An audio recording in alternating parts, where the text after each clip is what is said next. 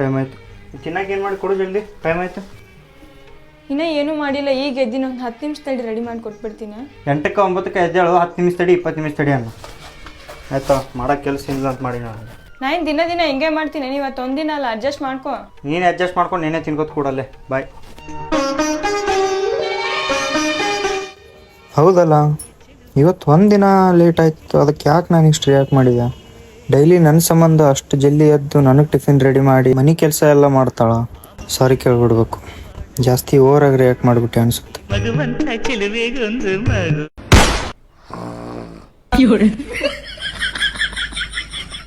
ದೀಪಾ ಮಾಡ್ತೀನಿ ನಾಷ್ಟ ಮಾಡ್ತೀನಿ.